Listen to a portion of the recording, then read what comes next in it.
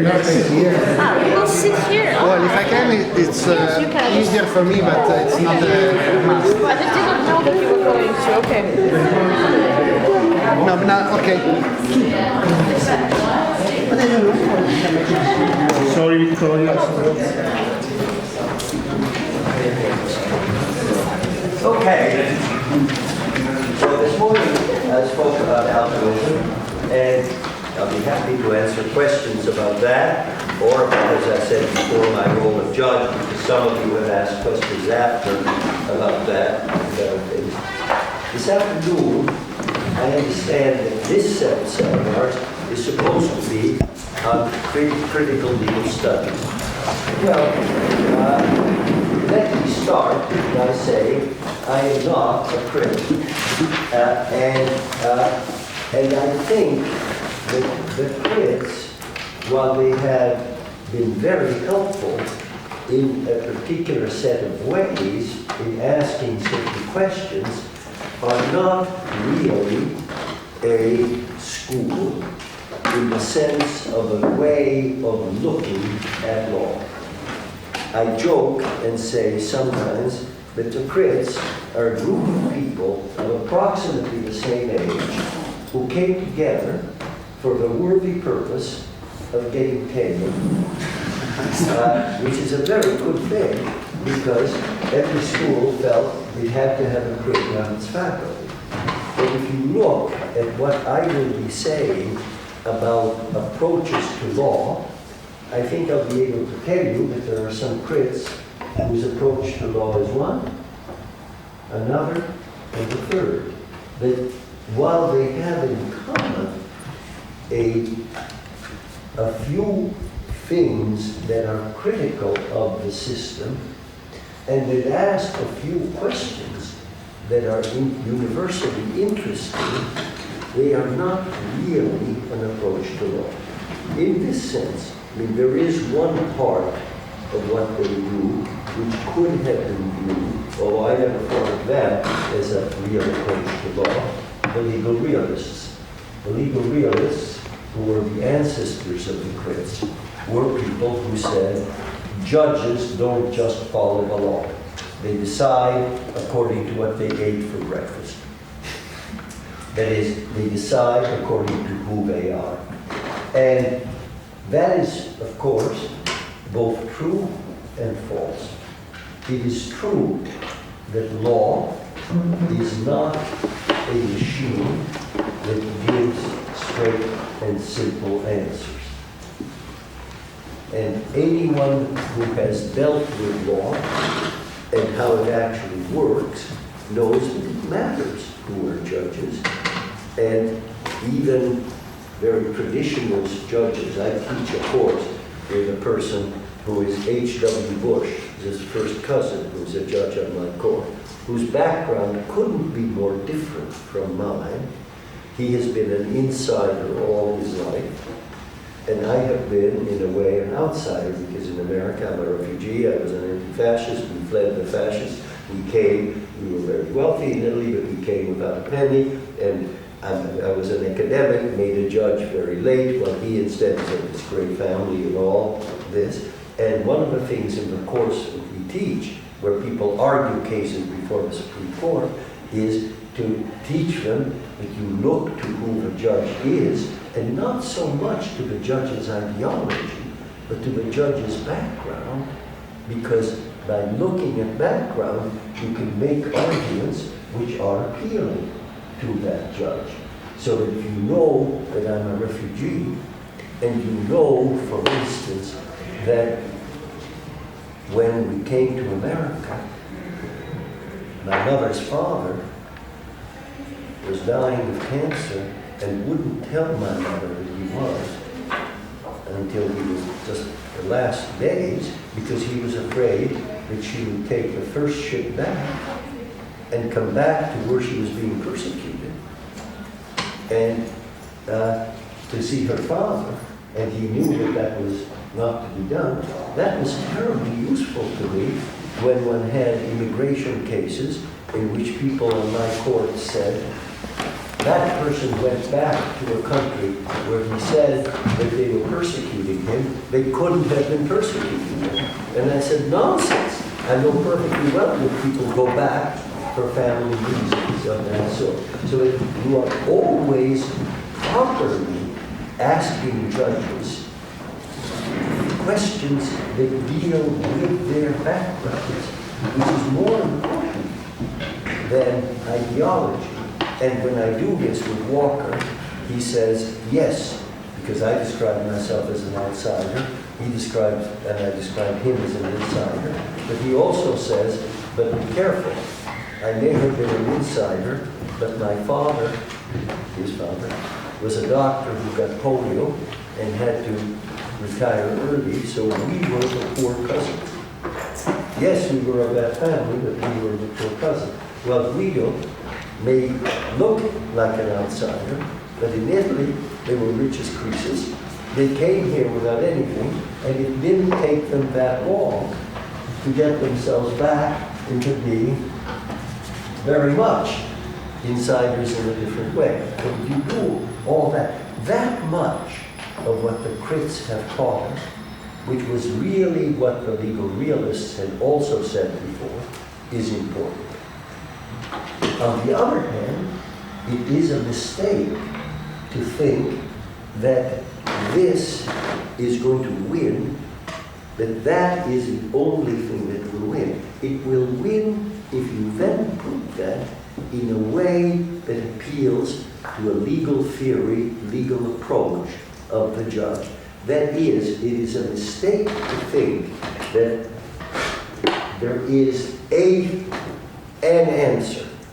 And the legal realists and the crits have said there very often is not, and the judge does what he or she wants.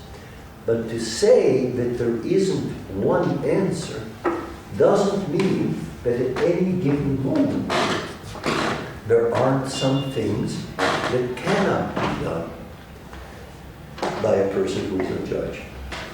That is, there may be an area of rule, but there are things which the law either dictates or prohibits, and the crits, like the legal realists, made the mistake of suggesting that since there isn't one answer, there is no answer. There often are 3 or 4 answers, among which a judge can pick. And depending on how you argue the law and to that person's personality, you may be able to win. But there are some things that at this moment cannot be done. That doesn't mean that over time, and much more quickly than one thinks, the whole law changes. So that things which could not be argued in 1890 can be argued very well in 1930. I teach torts, civil responsibility, and one of the things I do is go back to the beginning and I show how quickly the law, while denying it was changing, changed. So that all sorts of things can be argued. When can you argue that the death penalty is unconstitutional? When can't you? To the crits, anybody can do anything at any time. That is not realistic. That's not the way judges work. And we push each other in terms of what the law is. And let me give you an example. Brown versus Board of Education, the desegregation case in the United States, was described by many people as highly controversial. Was it really based in law or not? And many people who attacked it afterwards said it was not based in law. That's nonsense. Thurgood Marshall, who was the person who made the great plan, assisted by Lou Pollack and Charles Black of our faculty. Thurgood Marshall was on my court and went to the Supreme Court. Systematically began 20 years before to start winning cases on areas of desegregation which were easy and building up the law so that by the time you got to Brown versus Board of Education, even though this turned out to be and was a very radical change from the standpoint of law, that result was inevitable. And I spoke to Clifford Durr, who was a great Alabama lawyer, was liberal, and got ostracized, and he said, in Montgomery, Alabama, the day before, the weeks before Brown came down, everybody knew it would come down that way because the law was clear. But more dramatically, there was in the Supreme Court a justice named Stanley Reed, who was from the South and who was a bigot. He was a bigot, a racist. You know, it's odd. Apart from that, he was a relatively liberal man. But in that, he was a Southern bigot. And he wanted to vote against it. The judge for whom I clerked, Justice Black, who was from Alabama and very powerful, became the leader of the integrationists and the liberal justices, went to Reed's chambers and said, you cannot vote against it. You have to vote for it because here is the law. And you cannot do it and say that you are a judge.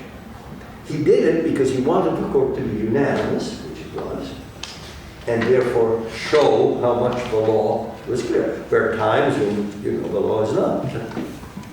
And at the end, and this, Reed's clerk first said, it's now been published and accused me for saying, Reed said to Black, all right,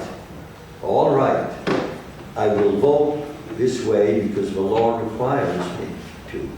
But I sure hope it doesn't mean that Mrs. Reed has to sit next to a Negro. He was that much of a bigot. And yet, the law was powerful enough to make him vote that way. Not always. Often you can go one way or another. But the crits overstate, as the legal realists did, when they say anything goes. And it is really helpful in terms of winning cases or knowing how to do things with judges if you think of it just that way. Just that way. Let me give you another example. Because here, you really want to attack the judge in terms of that judge's philosophy, which may be different. There was a terrible case at the Supreme Court about whether people who were stopped for minor traffic offenses could be strip searched, undressed, and searched in their personal parts, cavities, and so on for drugs. Everybody who argued that case argued it to Justice Kennedy because he often is the swing man. They thought they had 4 people, they gave up on 4 people, and they focused on Kennedy as to whether this was sufficiently awful to violate due process. They lost. Kennedy said it wasn't. I, who don't like Kennedy, and if you want much, and if you want, was talking like a legal realist said, or crit, Kennedy, when it came to putting GPSs on cars, voted that you couldn't because he thought they could do that to his family. As to strip searches, he wasn't worried because they didn't think they would strip search him or his family. But in any event, it was, Kennedy is very much a judge who decides that way within certain limits. In a way, a crit of the center right, or of the right. But it was useless to argue to him, I said, because he would decide whichever way he wanted to. I said they should argue to Clarence Thomas, one of the most conservative judges on that court. Why? Because Clarence Thomas's philosophy, which is a very conservative philosophy, is totally originalist. The Constitution is what it is, and you do not change it, even though it doesn't fit today. If you want it to change, pass an amendment. That is the way. And most of the time, that makes it very, very conservative. Because in many things, that just keeps the Constitution as it was in 1789. I would have looked at him and said, there were no strip searches of any sort in 1789. Because to the framers, who were Puritans in many ways, a strip search of any sort, even in situations where everybody today might agree it's necessary, somebody got caught for drugs or something like that, to the framers, that would have been anathema. You do not undress people and look into their private cavities. Now there are people here in this court who say that when the Constitution doesn't fit, because the world has changed, you must move the law forward. And to them, I will argue that this is not so reasonable, etc. But there are some of you who argue that you do not change the Constitution simply because the world has changed. And for you, this is an easy case. It may be that the result is terrible or not, but it doesn't matter. The Constitution, as it was written, thought that a strip search was an unreasonable search. It never happened. I said to people who know him, wow, this, and they said, wow, you would have gotten him in a flash. I saw him recently because he was debating at Yale, and I put it to him. Nobody had argued that to him. And he went, you know, a legal argument based on a person's philosophy doesn't always work, but is better than an argument that is just generic of that sort. Okay. What I want to do today, or this afternoon, is to tell you, okay, I want to say one other thing. So the critics said judges are different and have different philosophies and different backgrounds, and so you argue that. That's perfectly right. One reason why we didn't have so many critics at Yale was that Yale was the center of legal realism, so we already knew that. And when critics came to Yale, people said, yeah, of course, we've known that. So what? Let's move on. So many of the critics became much milder when they came to Maine because we all were, in that sense, legal realists. At Harvard, where they had not been legal realists, that made a much bigger flash. The other thing, though, that the legal realists did, and particularly Kelman at Stanford, was to say that many of the people who are doing law today have ignored the fact that law affects values and morals. And this was certainly true. If you look at my early writings, I didn't do much on that. It's one of the things I'm writing about now, on values and so on. But when he did that, he wasn't acting as a critic. He was acting as what I described as a law and person who says your law and has to be much more sophisticated. So I don't mean that the individual critics didn't add a great deal in particular things, but according to their philosophy of law. Today, I want to spend some time talking about what I think were the four philosophies of law, approaches to law, that have been dominant in the United States in the last century or more, and see how they approach a problem that may seem a science fiction, fantascienza problem, ownership of body parts. And then say how some of the crits fit into one philosophy approach, some of the crits, the great crits, fit into another, and so on. And so are really part. And you could do the same thing with the real realist. My problem is, do you own your body parts? Or does the person who makes it own their body parts? Is his hair his, or is it mine? Is her eyes and nose hers, or is it mine if I need them? Is your basketball playing ability yours, or is it mine if I need it? This may seem like science fiction, but there have already been cases. 30 or 40 years ago in Philadelphia, a case called Schimpf versus Schimpf. A man mentioned needed a bone marrow transplant to survive.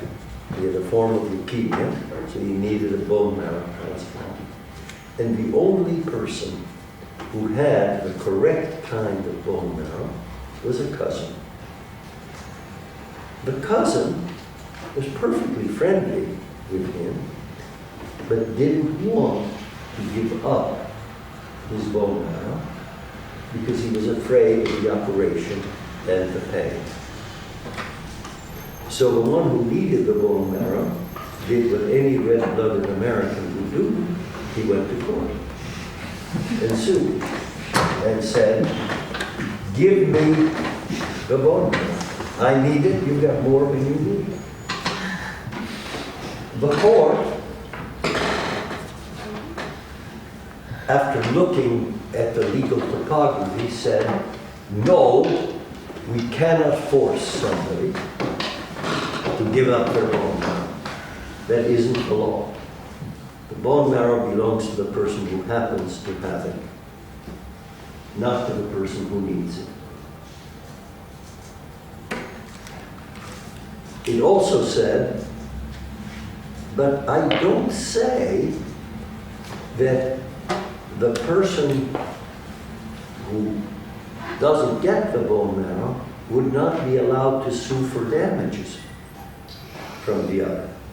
That is, not your bone marrow is mine, in terms of this morning, not a rule of command and inability, but a rule of liability rule you have to pay. Didn't say it was, it said that's not reform. And it also said, and this was the most interesting, and I don't say that if there was legislation that said the bone marrow belongs to the person who needs it, that that would be unconstitutional. If that ever were passed, that might be constitutional. But it isn't the law as it is. I want to come back to each of these things and look at them from a variety of different ways. The person who needed the bone marrow died for giving his cousin, and is probably in heaven playing a harp with good bone marrow. We don't know what happened to the cousin who declined to give the bone marrow.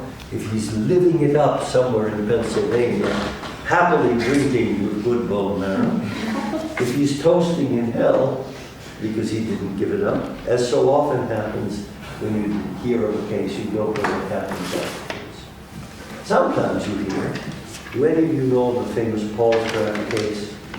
Cardozo and Mrs. Paulsgraf. If you don't know, it's a famous case which involved a great judge and a poor woman who was interested. I learned recently that what Cardozo ruled against Mrs. Paulsgraf a few years ago in England, 3 generations later, of a collateral descendant of Cardozo married a descendant of Mrs. Paulsgraf, so all ended well in the world. Sometimes you hear, but most of the time, you just don't hear what happened. When might you have something like this? When might you say, bone marrow belongs to the person who needs it. Think about a situation in which there was a generalized Chernobyl, a tremendous nuclear accident. So hundreds of people, thousands of people needed bone marrow transplants. And there were people who had good bone marrow and people who needed it desperately. And in that extreme situation, the government passes a law that says everyone must go in and give up their bone marrow. If it were blood, it's easier. Bone marrow would be harder. Kidneys, harder yet, maybe. But think about that situation. Think about if in that situation the government simply drafted into the military everybody who had good bone marrow and said, once you're in the military, we can do with you what you want. You know, in the military, you don't own your body. It belongs to the state. And there are decisions by Scalia that somebody in the military who was made to do some medical experiments that were awful, too bad. He's in the military can do what it wants with it. I don't like the decision, but and think about it in another way. Who might have the good bone marrow and who might be the people in need? The people in need would be people who were near the nuclear plant that exploded. Probably the poor. The people who had the good bone marrow would be people who lived in the country where I live. So that somebody might well say, if judges who are likely to live in the country with good bone marrow strike down a law of this sort, they're simply protecting themselves and those like them from a legislative democratic decision as to those who need it. So I say that just to say it's not as easy as you think. Okay. What are four approaches to law, and how do they look at this question of whether we own our body and our body parts? The first is the traditional, formalistic, European, South American, many countries, way of law as an autonomous discipline whose values are there, who knows where they came from. They were put in the codes or whatever, and they are not changeable. The juris condendum, changing the law, is not what something that judges or scholars can do. All we do is make the law a little bit more simple. This was the dominant approach, even in the United States at the end of the 19th century, and still is very powerful in Europe. When you have a case like that, what you do is look at, when you have this approach, and you have a case like Shem, you look at what the legal topography looks like, and do most people have a right to have their own bodies? And that's what the court did, because courts tend to do that, even today. Legislators maybe don't, but courts do, and say, most of the time, people own their own bodies. And we know that because somebody can't operate on me without consent. I can give my kidney, and I couldn't if it wasn't mine. I can maybe sell my blood. I certainly can sell my hair. I can give sexual favors. Can I sell them? Sometimes yes, sometimes no.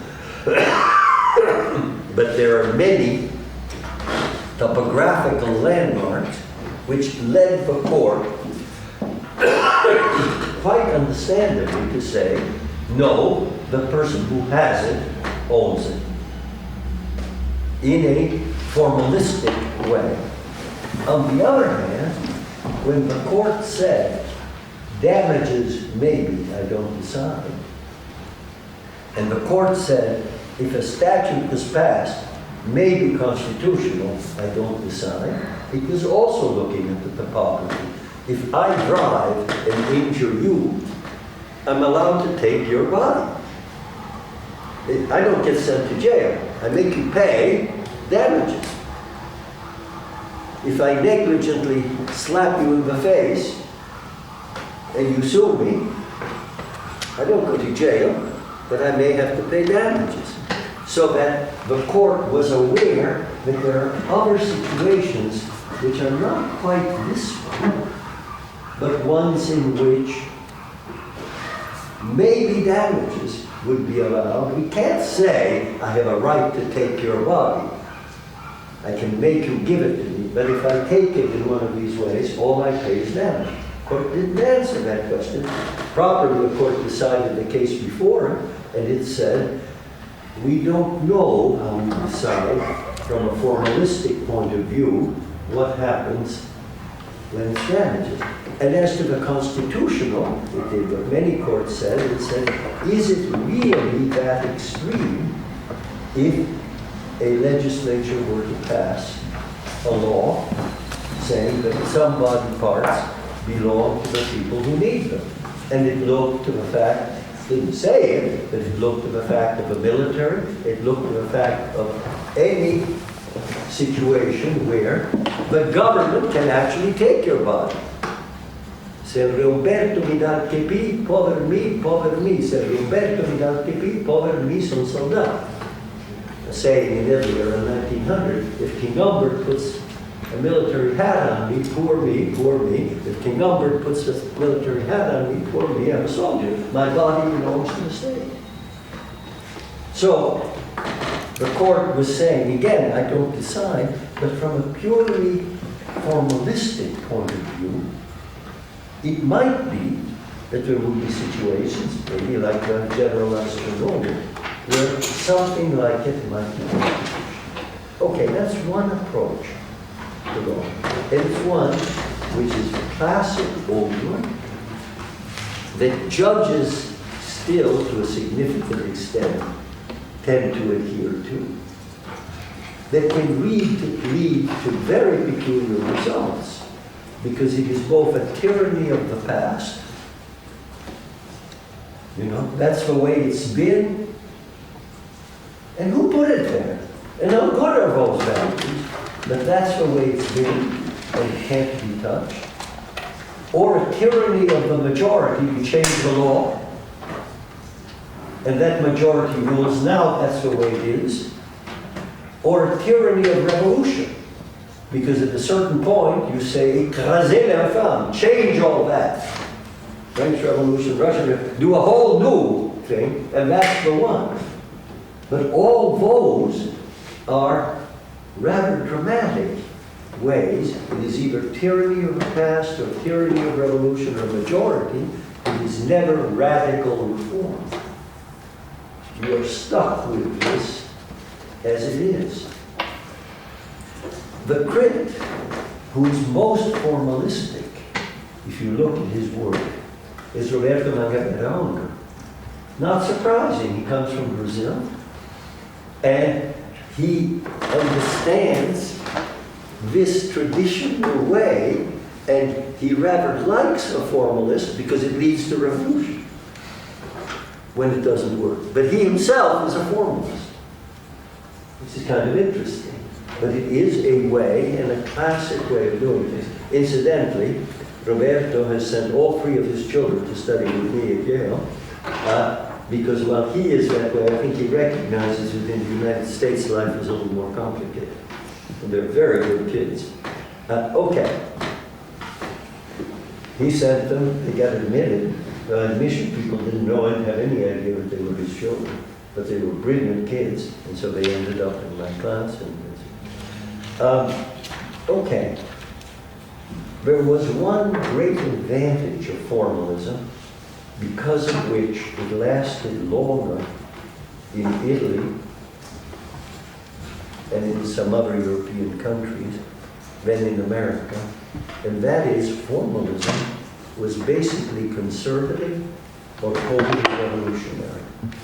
If you think about the time formalism got rejected in the United States in the 1920s and 30s, what was going on in Europe? You had fascism.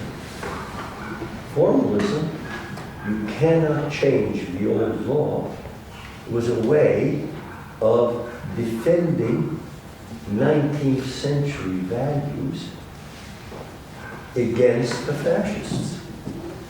These were libertarian in economic things and very right-wing in economic things, but they were also libertarian in personal rights. And the law, the courts and lawyers used this in Italy to defend against fascism because it kept this older way.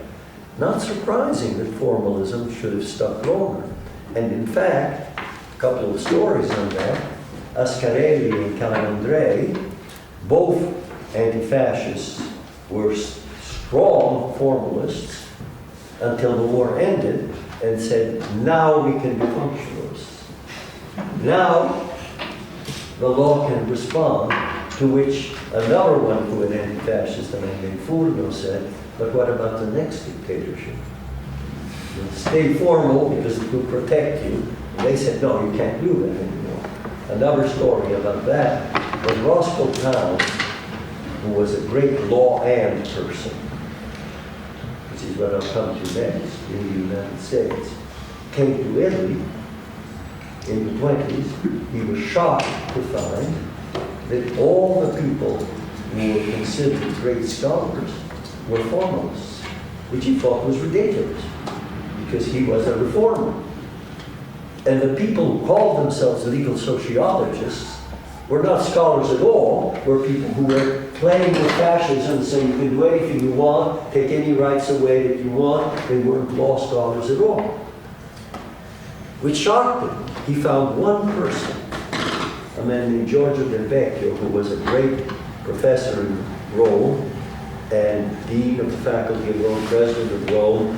His library is now the center of Rome, the library of Rome, whom he liked, because this guy, legal philosopher, was a functionalist, was essentially a law and philosophy person. How did that happen? This man was one of the few people who was a fascist, and he was a real fascist, but was also a scholar. And Roscoe Pound, who didn't care, like most American fascists are not, who cares about that? These other countries can do what they want. Found him, loved his library, and became a great friend of his, made him a member of the American Academy, and so on. I know all this because Giorgio Del Vecchio was a double cousin of my grandmother's. He was the only member of our family who was a fascist, and we ostracized him. We had nothing to do with him, because until he became 90, we kind of forgave him. But I was amused by the fact that this happened. This could happen because formalism had been used as a defense. Okay. In the United States, what happened around 1900, Roscoe Pound was one, Corbin at Yale, Wesley Hofeld at Yale, were others. They opposed this approach and came up with law and. Law and what? Well, doesn't really matter. But this approach was to say we have to be able to change the law in a way that makes it serve what people need today. We cannot be tied to a formalistic way of doing things. We have to look to some way of being radical reformers. How do you do that? You look to some external discipline as a lever to move the legal world and reform it. So you look to law and economics to criticize the law. Or you look to law and philosophy to criticize the law and say, that may be the formal thing that it has been, but we want to change it because it's wrong, because if you analyze it in terms of economics or analyze it in terms of philosophy, the law makes no sense and therefore should be changed. This was the second approach, law and became dominant in the United States and is now increasing in other parts of the world, starting in the United States from the 1910s, 1920s. Now, how would law and look at the question of whether we own our bodies? Well, that depends in part on what law and discipline you are looking at, and what branch of that discipline you are looking at. Law and economics might look at it differently from law and philosophy, or from law and history, or from law and literature that would look at how the great canons of literature would have treated that. That each had in common with each other, and totally differently from the formalist approach, the fact that it would look to some discipline outside of law to help you move the legal world. Now let me give you some examples of differences. The law and people from Chicago might start out saying, people have too many kidneys. It makes sense to say that since all of us have 2 kidneys and we need only one, everybody would have to give their kidney to the person who needs it. They might also then say, and do it in a marked way. Then somebody else would say, oh yes, another law and person of a different point of view might say, yes, but if we do that, there will be no incentive on people to protect their kidneys. They'll waste their kidneys because they can always get another one. And therefore we can't do that because it creates wrong incentive. And then somebody else would say, oh yes, but if you do that, you also don't protect your heart and you can't get a heart transplant or a brain transplant, and so the incentive thing wouldn't work. You can see it, you can disagree. Somebody from Yale would look at it and say, but what are the distributional consequences of this? Not just the efficiency ones, but the distributional. Who wins, who loses? And there are very nice situations of that sort. There was a woman in the United States who had very, very rare blood. She became immensely rich selling that blood to people who needed it. People who couldn't pay that died. They died, she became very, very rich. If the blood had belonged to the people who needed it, these poor people would have gotten a lot of blood and lived. And she would have been miserable. She would have been a cow to be milked for the benefit of the other. Well, which do you want? But distributionally, it is totally different, depending on whether it is mine or yours. Actually, that story is rather more complicated because she ended up going to jail because she didn't pay taxes on the sale of the blood. She claimed it was a capital asset of which she didn't know the basis, and so that she didn't have to pay taxes, which was a thing that worked for President Nixon, but it didn't declare, so she went to jail, which I say shows that the government actually had a take on her blood, owned some of it too. Now look at law and philosophy and ask the same question. If you're a Kantian, the question is, you cannot use people as means. Well, Kant is very clear. Therefore, what is mine is mine. End of the game. If you're a Marxist or an early Christian, interesting combination. Completely different. From each according to what they have, to each according to their needs. early Christians and Marxists. From that philosophical point of view, it belongs to the person who needs it. What I'm saying is that law and doesn't necessarily bring about a particular result. It depends what law and game you are playing, and what, whether it's law and philosophy or law and economics, which particular school you are looking at, the result that you get. Take another law and philosophy, Rawls. If you're looking at Rawls, the question is, behind the veil, if I don't know whether I am the person who needs the transplant, the blood, the kidney, the bone marrow, or whether I'm the one who has it, would I say it is mine or yours? Very interesting. Rawls is very interesting. If you ask that question behind the veil, I think most of us would say, as far as cadavers, dead bodies, use that kidney, use that blood, use that bone marrow, take it away. Take mine away if I'm the one who has it, give it to me if I'm the one who needs it. I think we almost all think that behind the veil that's what we would do. And as to other things, we might say yes as to blood, now yes as to bone marrow, which is fairly easy. Well, kidney is a little harder, maybe.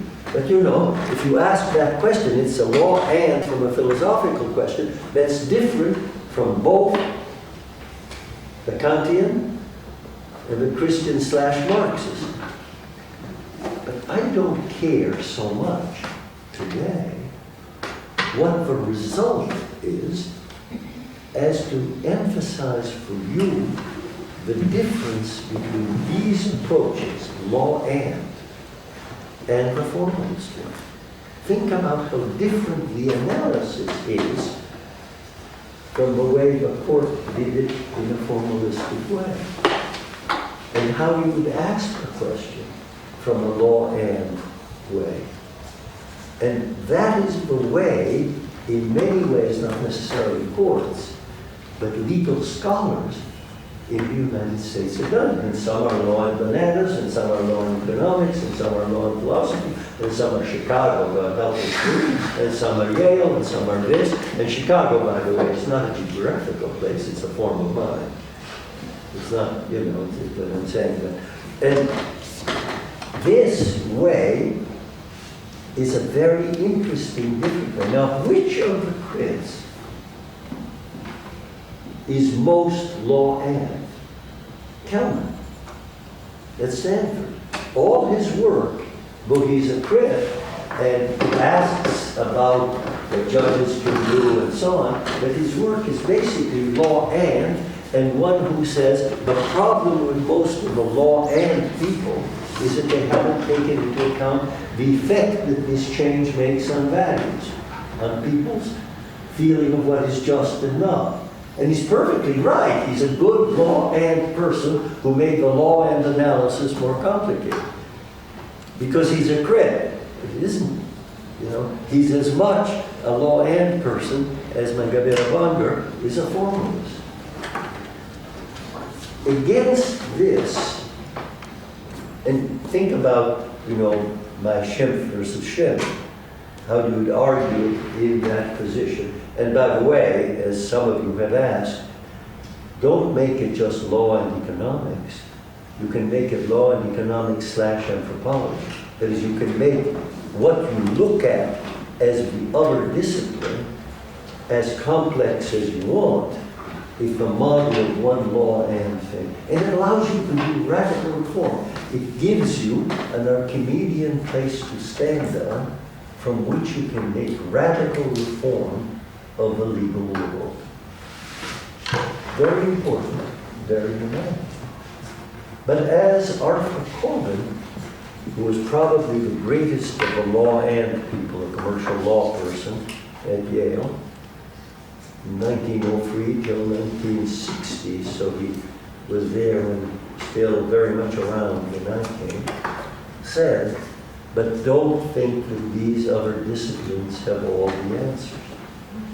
Don't make law simply the servant of these other disciplines.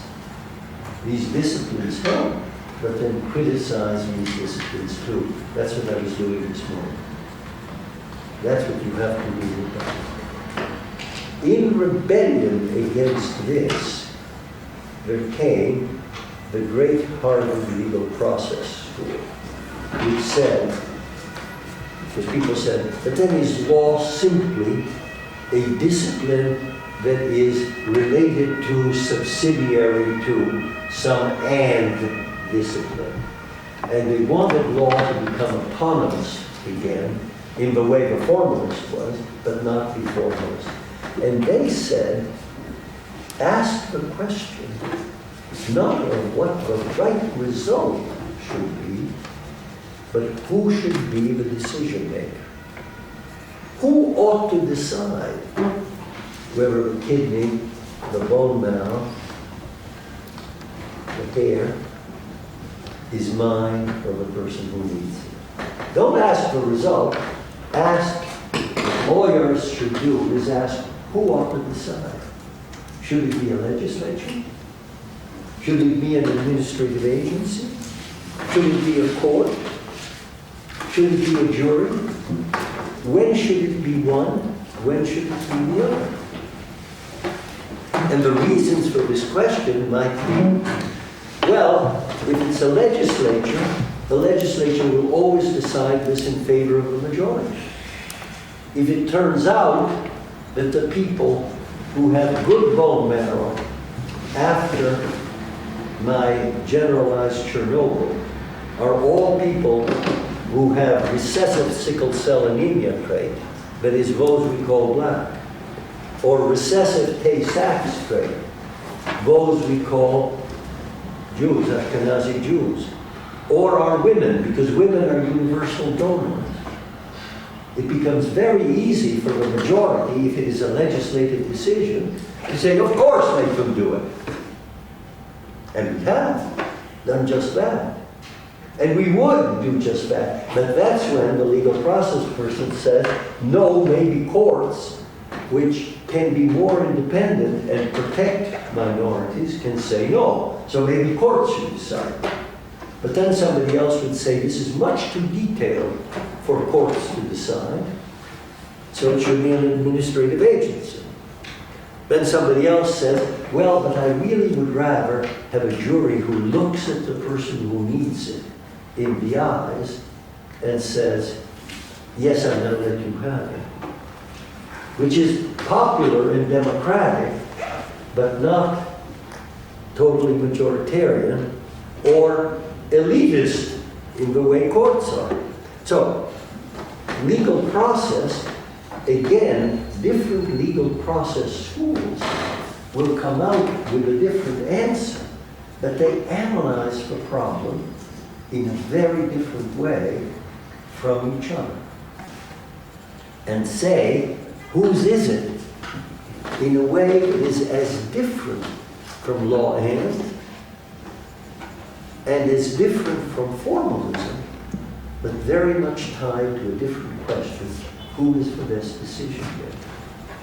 And that school, in its early Harvard approach, and then in a quite different way, when the last great practitioners of it, Alex Bickel and Harry Wellington, came to New Haven, to Yale, and met and argued and became friends with the last great practitioners of legal realism,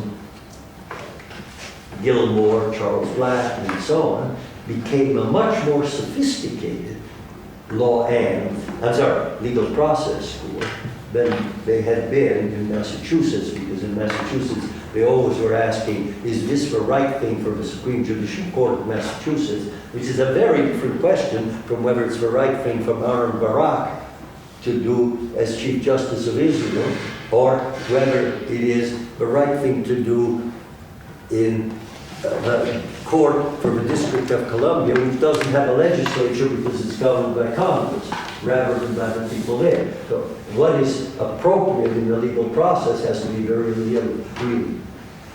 realistic as to who is appointed to what in that polity. Who are the administrative agencies? Who are the juries? Who are the judges? And so on. And that's what happened in New England. And by the way, that is what my book, which Hugo thinks is his favorite book that I've written, and it's one of my favorites, called Common Law for the Age of Statutes, which is entirely new legal process.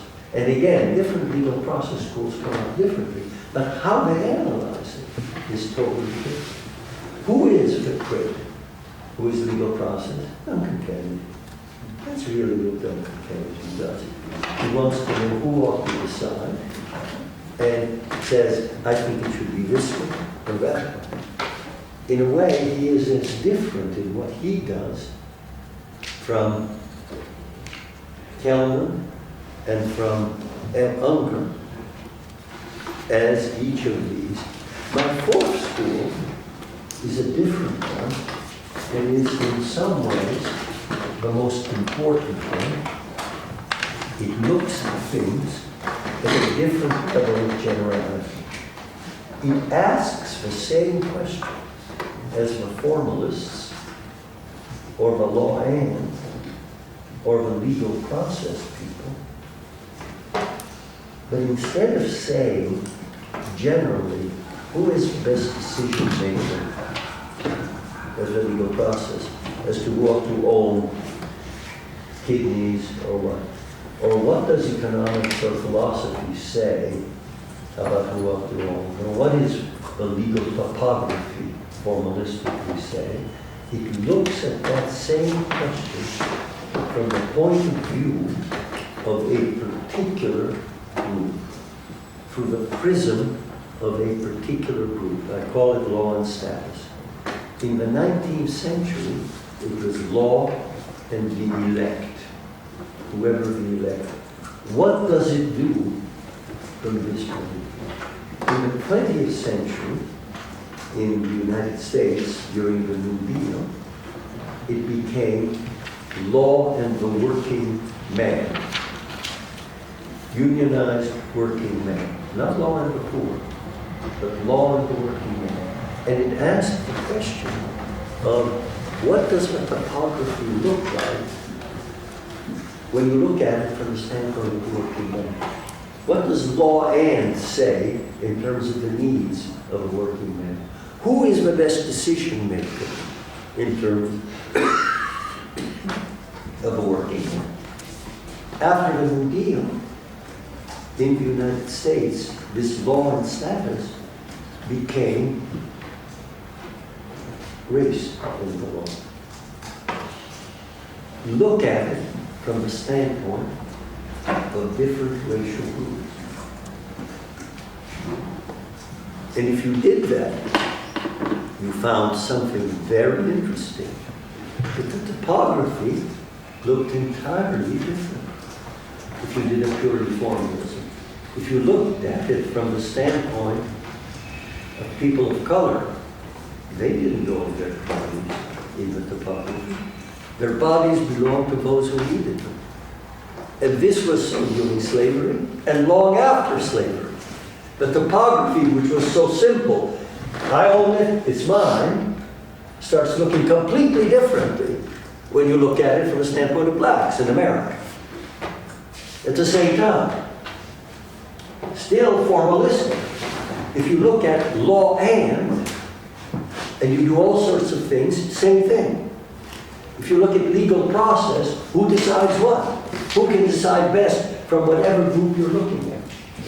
After law and race came, very quickly, law and women. Did women own their bodies? No way. No way in the 19th century. Even in terms of what people could do to them, or whether they could have abortions. You know, men didn't have to give their bodies to save other people. Abortion is a very difficult problem. Women had to give their bodies to save other people.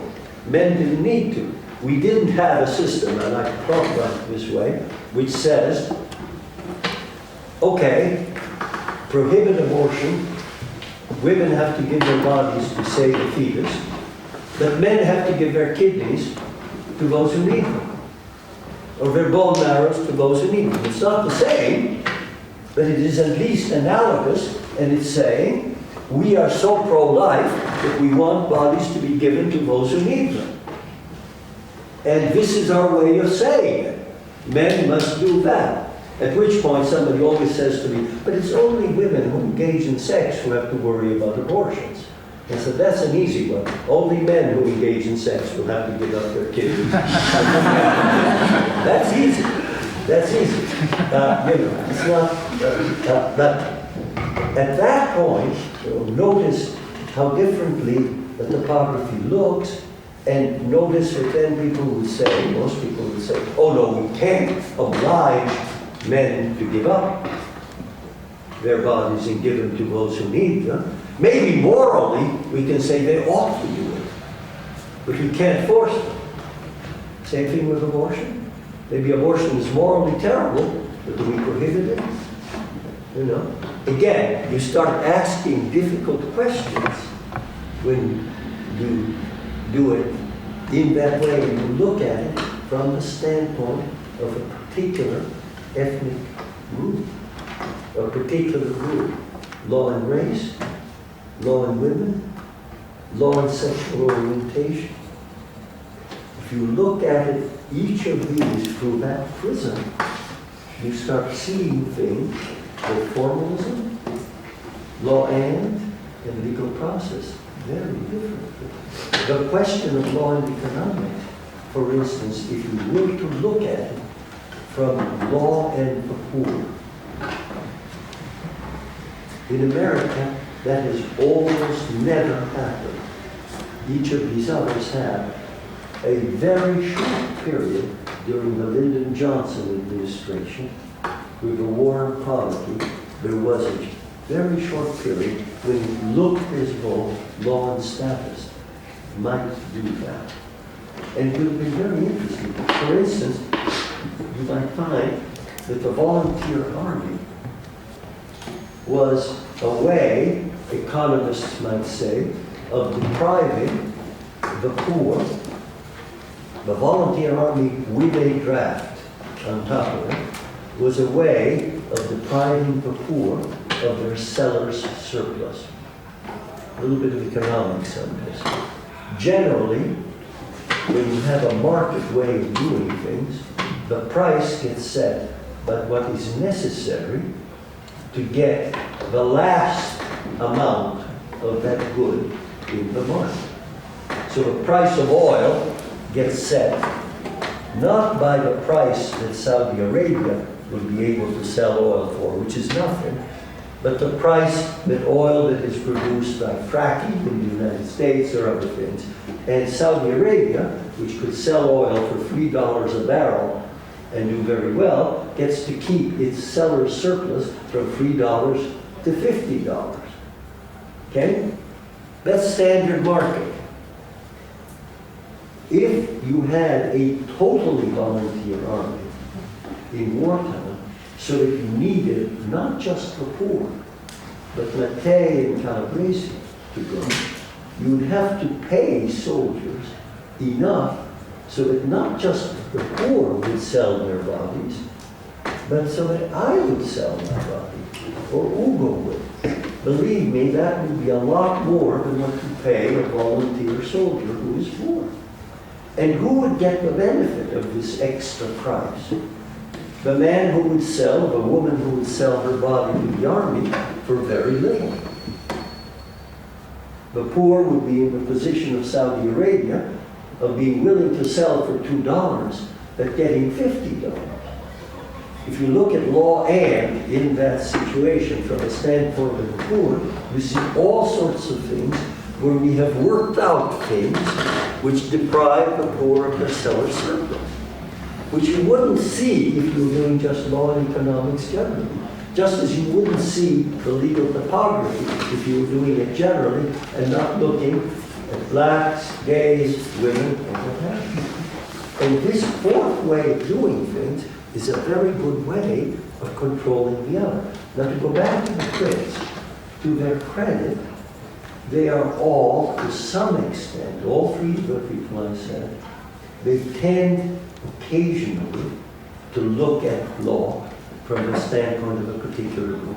They don't do it systematically because they don't think of themselves as law and status. But they do have in common that when they talk about formalism or law and or legal process, often they quickly get into a particular group that they are concerned with. And that they may have in common. I don't think that that's something only the Brits, because many others who are not Brits, like me, have done it. But it does show how they fit. Again, looking at it from a particular group, both in terms of one group and in terms of which of these approaches you use and which philosophy in which approach. Are you law and economics, looking at it from the standpoint of the poor, or are you legal process, new or old, looking at it from the standpoint of women or gays? The result that you reach may well be different from somebody else who is using the same approach. But your approach, your way of looking at law, is very similar and very different from those who look at it formalistically. Law and legal process are different ways from you. Which is law? Which is law? Which of these is the appropriate way of looking at a legal problem? Is it formalistic? Is it law and? Is it legal process? Is it each of these looked at the standpoint of a particular one, particular group? Well, when I started writing in law and economics, I was invited to the Max Planck at Hamburg. I was very young. I already had tenure because I got tenure when I was 12 years old. Not quite, very, very young. I was writing The Cost of Accidents in Rome. It's 1965. Got invited, 1965, 50 years ago. I'm not that old, but still.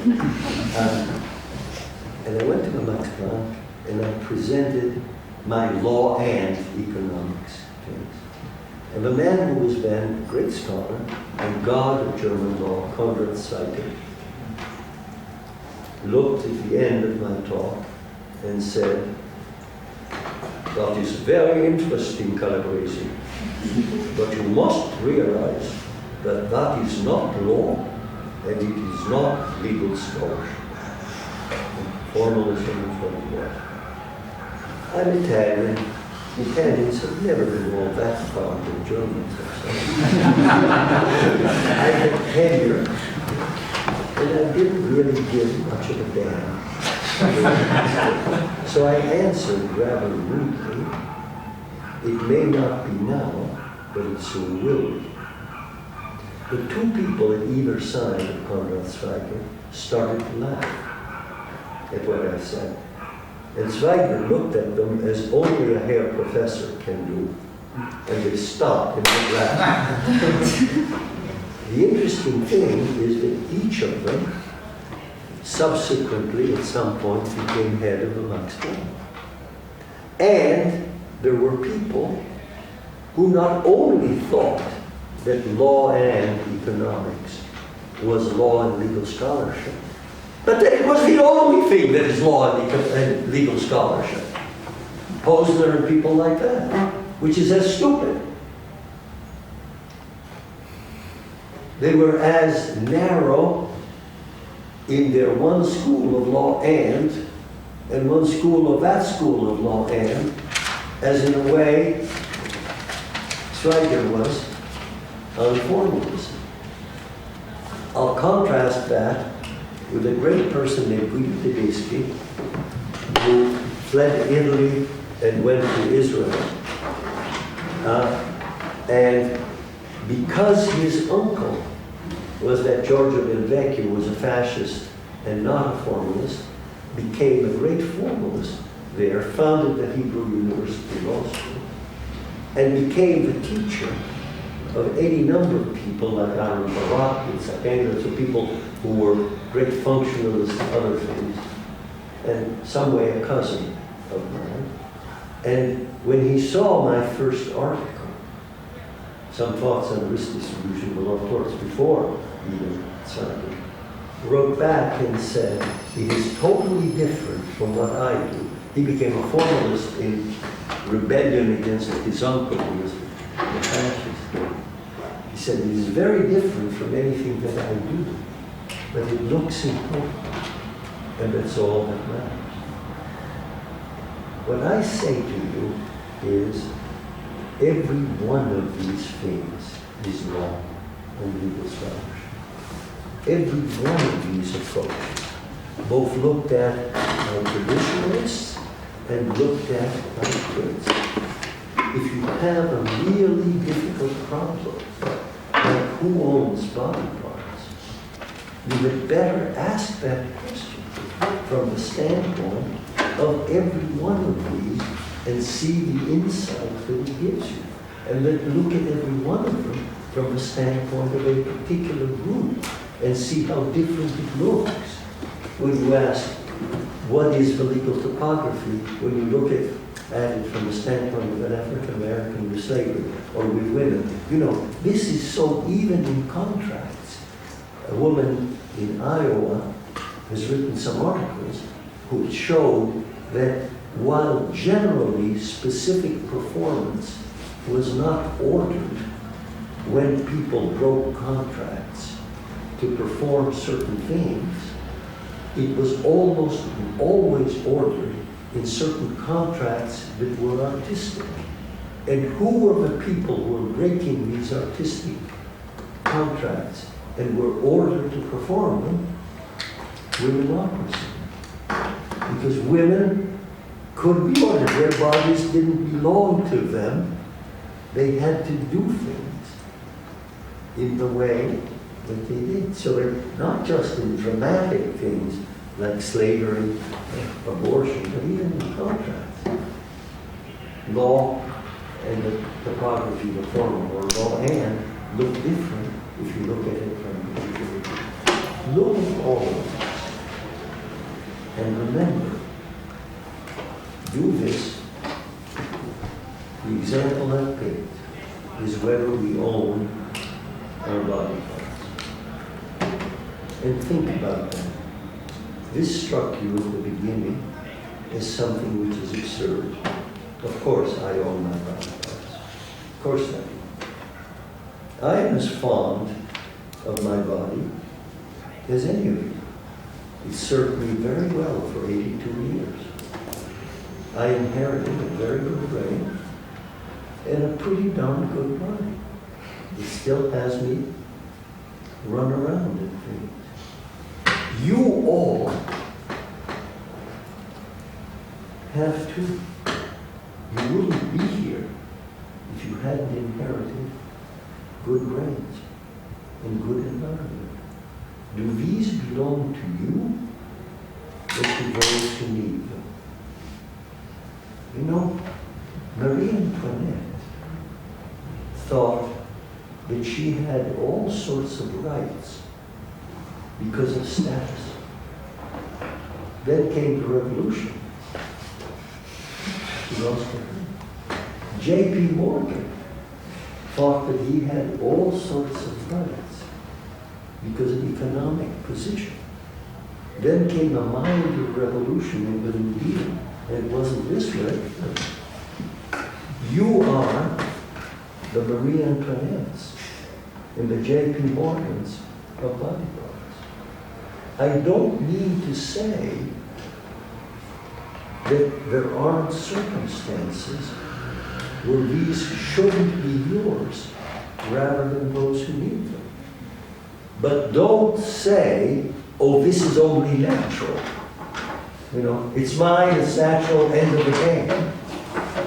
Because if you say that, and don't analyze when and how and under what circumstances, when the people who need them come knocking at the doors and say, I need them, and you have them, you may well find yourself like Marie Antoinette and J.P. Morgan. You'd better have better arguments and say, this is yours, this is mine, after I'm dead, this is your... You'd better have arguments that are legal arguments with respect to one or more of these approaches.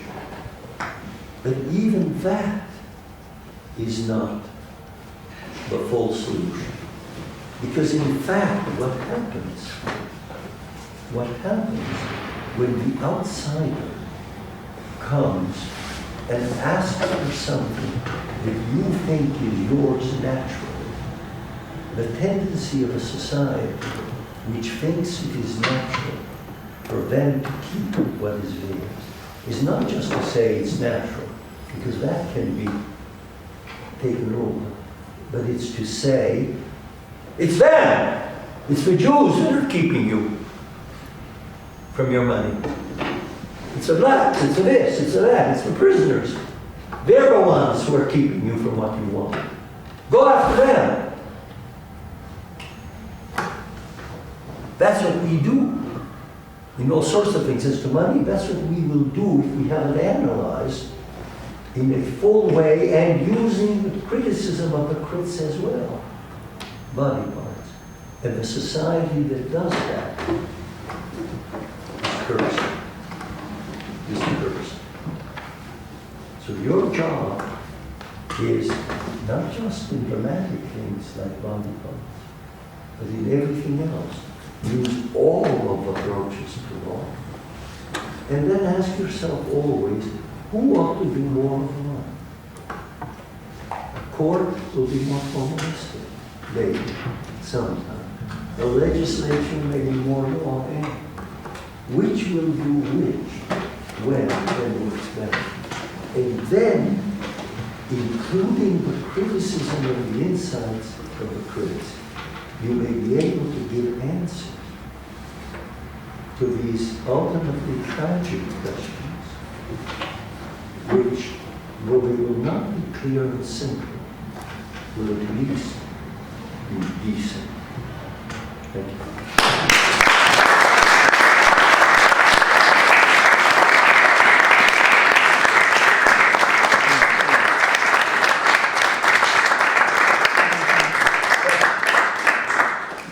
Gentlefolks, 10 minutes. Questions, no more.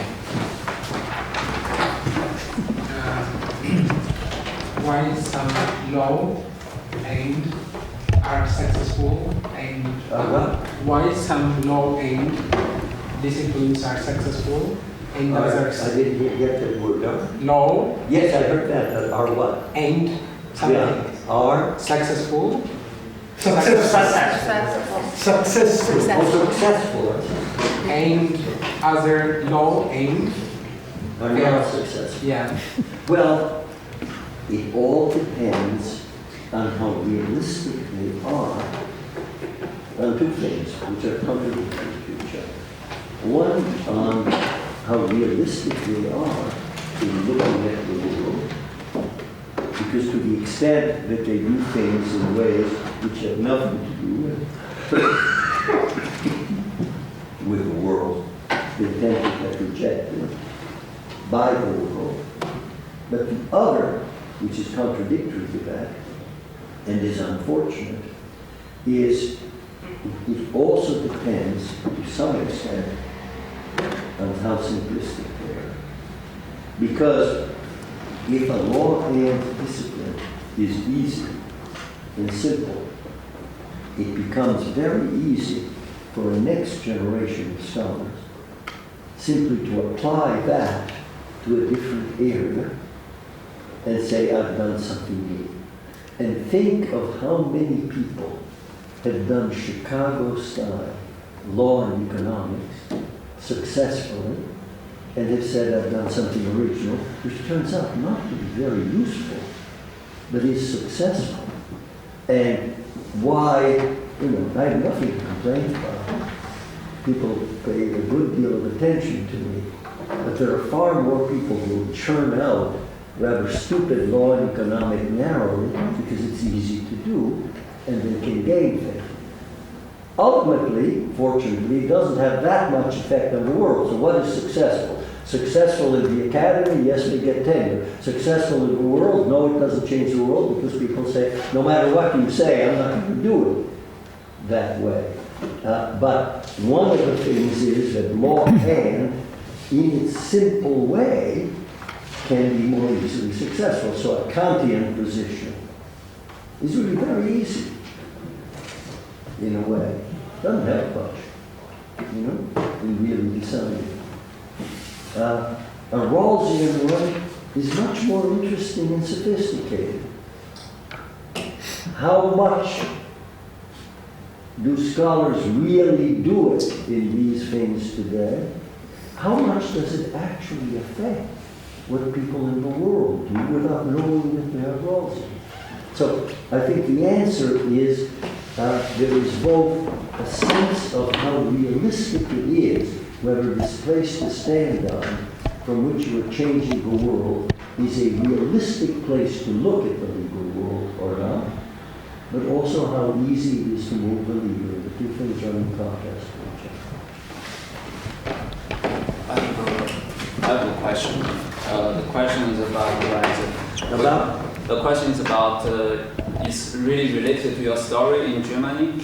The story, I think, the legal profession is kind of like a cartel and a monopoly because they don't like the outsiders. Of course, and to the extent. Yes. Sorry, finish the question. I'll let you know. So, what's your idea about this cartel? Is still to define its domain. So, define its domain from outsiders, other disciplines. What do you think about it? One of the reasons why formalism is so powerful is because it is something that makes law a totally autonomous discipline.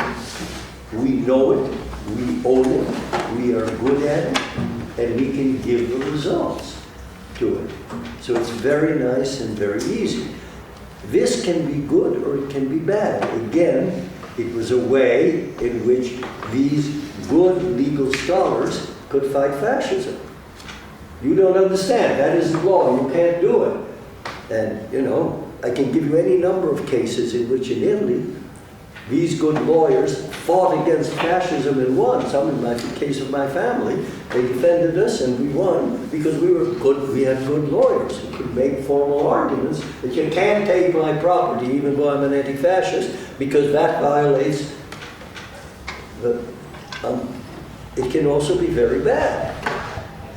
Again, that is why people like Roscoe Pound and people who are radical reformers wanted to have a way of saying, is this exploitation?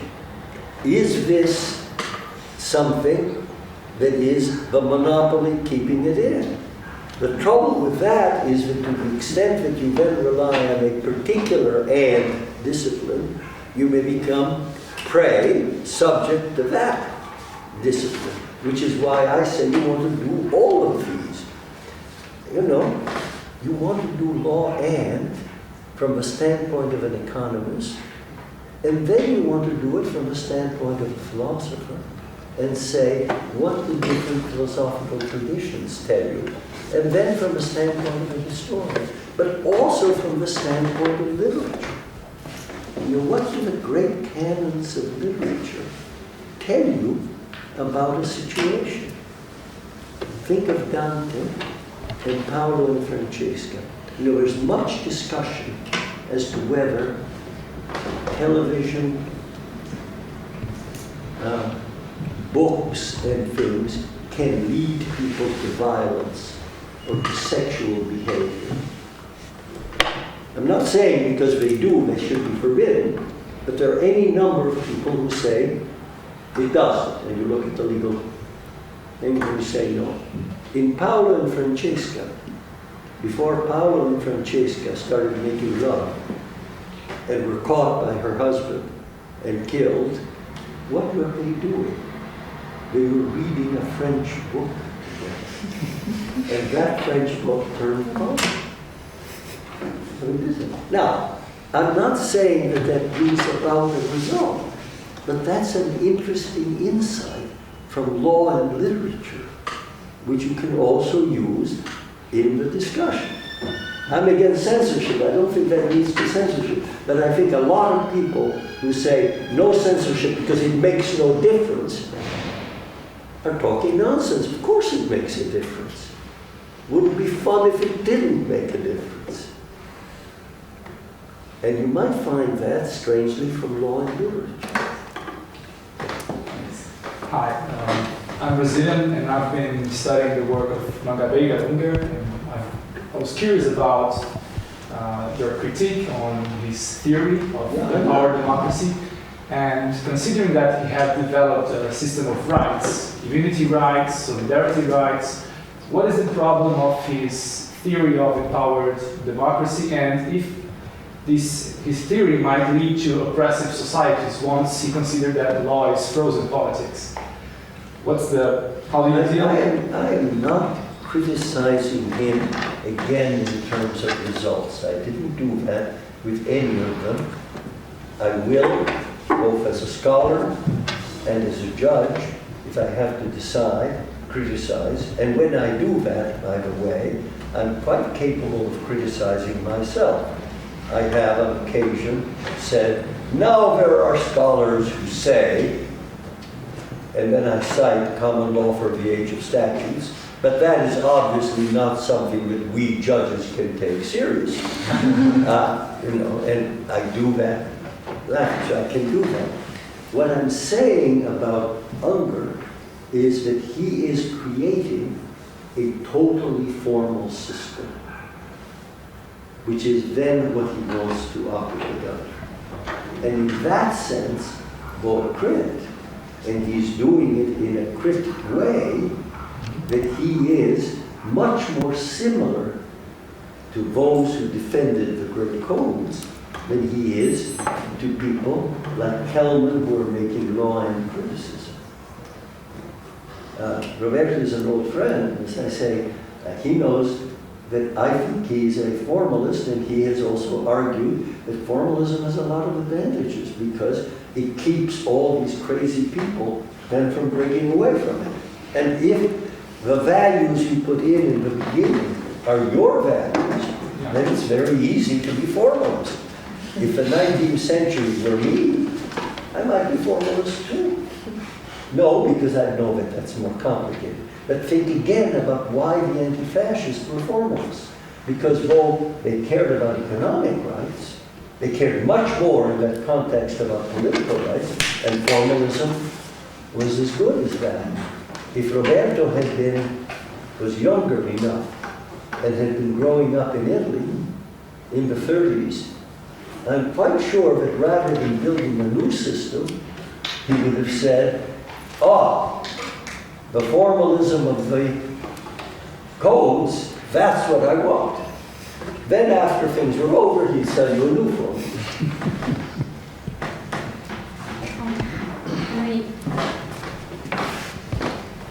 My question was regarding how a judge approaches a case in which he finds this question of the law. Yes.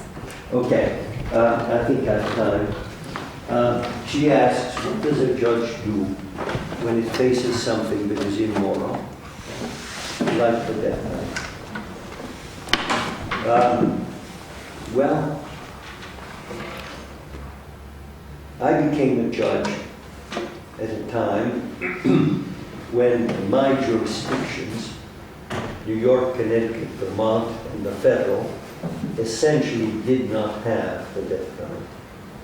Connecticut had it, but in a way that it could never be imposed. I don't know if I would have accepted becoming a judge if the death penalty had been there. I don't know.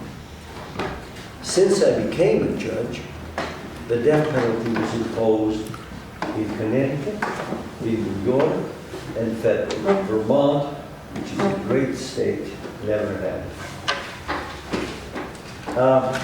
Since then, New York, through a brilliant decision of the Chief Judge, Guido Calabresi of New York, a great judge, which in a wonderfully legal process way found the death penalty as it was in New York invalid, and then said that maybe the legislature can put it back in a way that is valid, knowing quite well that it would be very difficult for the legislature to put it back. And Connecticut has abolished the death penalty prospectively. There are some people who have been sentenced to death in Connecticut, and we'll see what happens, but the legislature abolished it prospectively. Thanks to the work of one of my students, Auntie John Donahue, who was at Stanford, who did a lot of work. The federal government still has it, and has it definitely, and they sometimes try to find a federal crime when it's a crime that applied locally in a state like New York or Vermont, because they want to put it in that would not. So then I asked myself, what do I do? What will I do if I get a case of that sort? There are several things that I could do. I could recuse myself. I could say I feel so strongly about it that I would not be able to be a judge, and so I pull myself out. I've chosen not to do it. As a senior judge, I have a right to select cases, so I could perfectly well say I will not take any death cases. I've chosen not to do it. Why? I think that's being Pontius Pilate. It's washing my hands and saying, you do it. And if judges who feel strongly about it pull themselves out, the only judges left are the judges who think it's okay. So I won't do it. The other thing that I could do, and by the way, having said that, if I were required actually to kill the person, I don't think I could do it. So at some point I would have to pull myself out. You know? There are things I could not do. And I can understand judges who do pull themselves out. Potter Stewart, who was a great justice in the Supreme Court, tried to get the Supreme Court to declare in a second-look way the death penalty unconstitutional, and failed. He succeeded for a while, but then it came back, and he couldn't strike it down. And after the Supreme Court had affirmed one death case, he retired. He seemed to be well, was well, but just a couple of years later, he died unexpectedly. He had to retire because he was ill. I was dean at Yale, he was from Yale, so when the Supreme Court had a memorial for him, they asked me to speak, among others. And with all of Washington in front of me, I said, I think he left the court because he didn't want to affirm death cases. And, well, I wouldn't do that. I was not a judge, and I admired him for it. All Washington like that. But his wife, who was sitting there, went. So I can understand somebody doing it. I won't. Another thing you can do is nullify. Simply not be a judge and just say, I reverse. I don't like it, I reverse. Maybe that's what somebody who thinks he's a crit would do, but they wouldn't. The problem with that is that if I do that, first I've taken an oath to follow the law. I've sworn that I will follow the law. And I take that very seriously. Second, if I do that, then everybody else will do that too. And though I might trust myself to nullify, I prefer the law to what my colleagues would do. If they are free to do whatever they want when they want to, most of them were much more conservative than I. would make decisions which are much less good than what the law is. So if I don't follow the law, I can't expect them to. And so I will not nullify. Two things. That isn't the same as saying that a jury cannot nullify. A jury, after all, is a popular body picked in the United States precisely because it is popular, and it allows people picked from the community to say, this law is absurd, I'll find the person not guilty. And that's what juries do in mercy-killing cases, in any number of cases where the law is what it is, maybe for good reason, but a jury says, sorry, I'm not going to convict. And that is okay, because that's how a jury is picked and done. But a judge who is picked as an elite in different ways are different. So I will not do that. Again, another question. That is very different from what I would do, hope I would do, if I were a judge in Nazi Germany or fascist Italy. That is, if I were a judge who rejected the whole system, then of course I should violate my oath. Of course I should be a revolutionary, wearing a black gown, and nullify whenever I could. My father, who was a doctor, a moderately conservative person, became a revolutionary in a white robe. Bless him for it. And I hope if I were a judge in Nazi Germany or fascist Italy that I would do the same. But with all the problems of the American legal system, and there are many, I by and large accept it. So I can't just say I'm going to undercut it in every way that I can. So I will not do that. The third thing that some judges do is perhaps the most remarkable. Because they don't like something like the death penalty, they become fierce enforcers of it. What's going on here? Baron White, who with Potter Stewart tried to get the death penalty thrown out and failed, unlike Potter Stewart, didn't leave the court, but became on the court. Okay, it's there, it's automatic. Okay, it's there, it's automatic. Okay, it's there, it's automatic. Why would a person do that? Well, Bob Cover, a great scholar, did some writing on an analogous question. The great abolitionists before the Civil War, anti-slavery people, who became fierce enforcers of the fugitive slave laws. There were laws that required slaves who had escaped to the north to be sent back to horrible conditions. And interestingly, some of the strongest abolitionists as judges became automatic enforcers. And he asked the question, why? And the solution he came up with was a kind of cognitive dissonance. Here they were required to do something which they hated. And it was easier if they could convince themselves that it was not them, that it was automatic, that it was the law. They were only la bouche de la loi, the mouth of the law. I'm not doing this. I'm not doing it. That's the law. Don't ask me. You did it.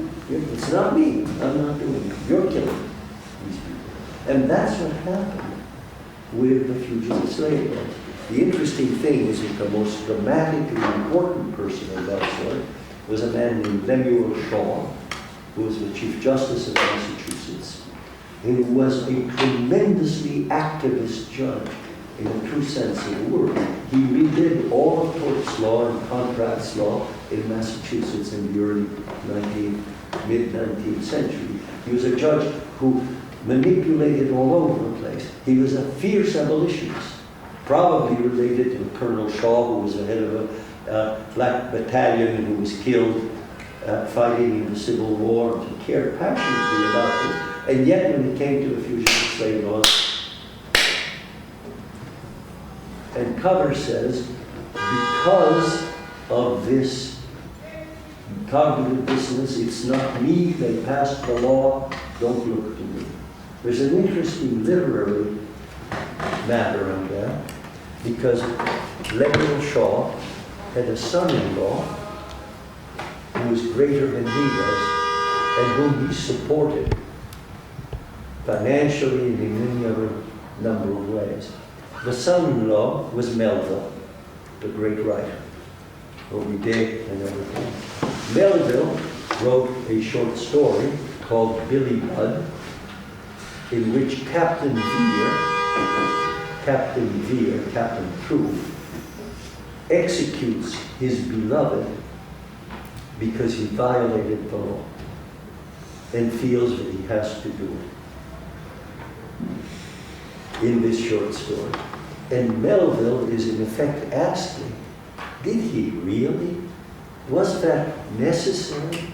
He, as a scholar, writer, is questioning his father-in-law in that situation. There's no doubt about it. Billy Budd, that it dealt with slavery for other reasons, is clear. Again, law and literature asks a question. I think that's wrong. I understand what's happened to them, but then they might as well get off. If they're going to be that way, get the hell out of there. So what do I do? Well, when the law is in law, I wake up in the middle of the night and ask myself, using all the brains God gave me, whether it really is the law, whether a mistake was made, whether there is some way of distinguishing this from other cases, so that I do not need to bring about a bad result.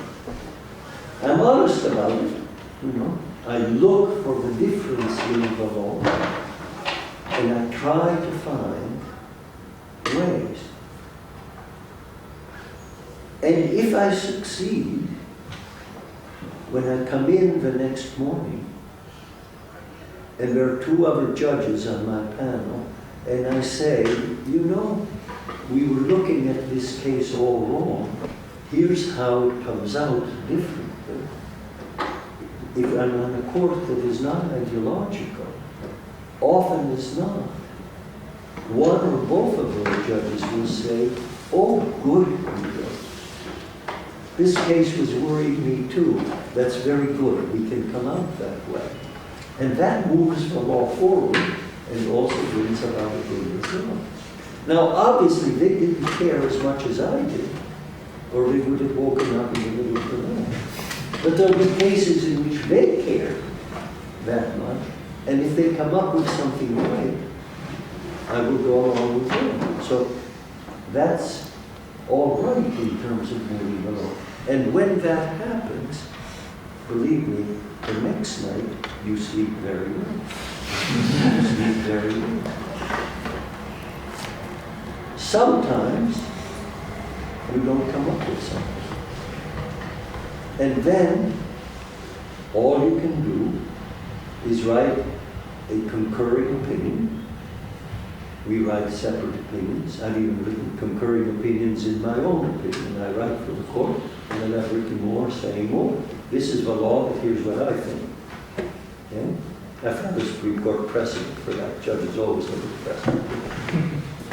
And you can write a concurring opinion saying, everybody's wrong, the death penalty is wrong, Constitution of the Supreme Court is wrong, everybody's wrong. And that's lovely, because you're a great hero, you write for history, you sound good, oh lovely. The problem with that is that that's a temptation. You know, you are tempted to do that. Say, everybody's wrong, look how good I feel. T.S. Eliot, in Murder of the Cathedral, talked about the temptation to martyrdom. The temptation to be a martyr. And in an opinion like that, you write, I am a martyr. Oh, poor me, I have to go along with this. And how this. It's a particularly nice martyrdom because you write the opinion, somebody else gets hanged. So it's a very easy martyrdom. And that's why you should resist it as much as possible. I mean, wake up, look hard, look hard, look hard, look hard. And only if you're really at the end of a rope can you do that. Can you write that? Then you write it, because you're writing for history. But boy, you should only do that if you have no alternative. Thomas More said, God gave us brains to avoid martyrdom. Ultimately, he couldn't avoid it. He lost his head. But he was very smart and a very good lawyer and said, God gave us brains to avoid martyrdom. That's what we should do. We should find the way. We should find the way. With respect to, the death penalty, I have not yet had a case in which I didn't find a way which was proper, and no one that in any time that I was around has been executed out of my circuit so far. One person was executed who decided to stop fighting, and there wasn't anything we could do. He refused to appeal. We ordered people to look as to whether he was mentally okay. The Supreme Court reversed us. We ordered it again anyway. And the doctor said he was okay. There was nothing to be done. I wasn't part of that panel. I wasn't part of that. I was away, actually. But that was the only case of an execution in the 20 years that I've been a judge. So far, I've been okay. If you do something which you think is morally wrong, what you cannot do is to ask the person who suffers to forgive you. You know, if you haven't found the way, that is between you and your God. Lou Pollock, who was my dean and then became a very good judge, district judge, very gentleman, a person who was really one of the brains behind Brown and the Board of Education, a very close friend of Frederick Marshall, told the story that when he first became a judge, and you'll have to excuse my language, found that he had to sentence a person to a very long sentence, which he thought was unjust. But he had no choice, because the sentence was mandatory. And when that happened, he was a young judge, and as he tells the story, he got off the bench and went up to the person and said, I cannot tell you how sorry I am. Asking the person to forgive him, in effect. And he says, the person looked me in the eyes and said,